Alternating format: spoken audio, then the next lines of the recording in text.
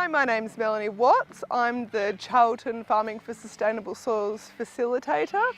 I moved to St Arnaud in 2005, then I moved out to Canoa Bridge, a bit closer to Charlton, in 2007 with my now husband.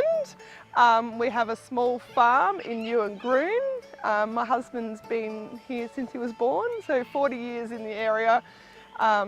And we've got our own little slice of paradise, our little farm that we can do what we want, when we want and how we want. So yeah, it's a really good opportunity being involved in this project, being new farmers, and yeah, now we get to have an impact, a positive impact on our little piece of land, and hopefully encourage those close to us to do the same. Going into this project, I actually thought that our soil was pretty poor quality. I found, once we got into the project, that the soil structure was actually our biggest constraint. So opening up that soil structure and making it accessible to the plants actually was the biggest challenge that we faced. It's not actually what you put on the soil, it's how you manage the soil.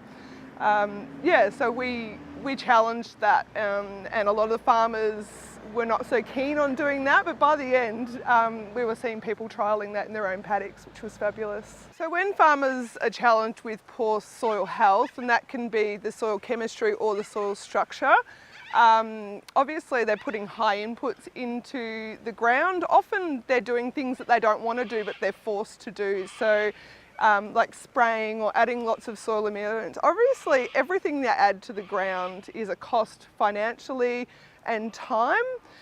So we're trying to bring it back and say, you know, you don't always have to go with what you've been taught. We can challenge that and we can try something different.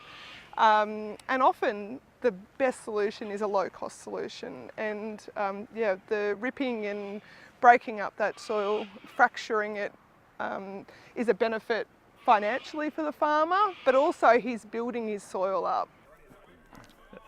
It's made us try and with that soil constraint that we have, we didn't know we had, so there's no sense putting more and more fertiliser on because it's not going to get the crop if you haven't got the moisture. So that's one thing it has really woken up, stopped the inputs up front. The soil pits were fabulous. We have a soil expert come along and we'd be rolling balls of clay, seeing whether it stayed together or whether it crumbled. The soil group, so it's really interesting. One of the activities we did as a soil group, they had Christian Bannon, I think his official title is a soil scientist, that came around and sort of dug up soil pits down to a depth of, well, I think it was a metre or so we went down. It was interesting just looking at the different soil profiles as you go down, and the limiting factors as you went through, and the different soil types and the different plots in, well, just on our own property actually. And then we cruised around as a district, and you know, everyone, well, every member of the group had different soil pits and the different areas, and in quite a small area as to how much the soil types varied and the different issues that raised. If it wasn't for the soil group, we wouldn't have known about our soil constraints, because we had Christian Bannon come up and dug our soil pits and taught us all about our soil constraint, as well as our hard pan, which is actually topsoil, which has gone down as a hard pan. And I don't know, so it's just been interesting that way with Christian, how he's adapted to try and fix it. I've done a lot of work in Victoria over the last 15 to 20 years, and for me the biggest issue, more so in grazing enterprises rather than cropping enterprises, is maintenance of ground cover over summer and autumn. It's the major issue.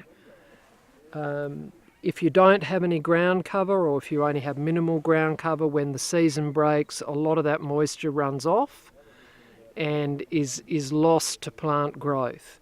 Well, certainly retention of soil cover, that's certainly number one. It's, yeah, even in those dry years, you just really got to keep that cover there if you can, of any means. So perhaps it might mean getting the stock off, and yeah, and just increasing the organic matter that you've got in the soil. I think the one thing I want to improve for the future is the soil structure.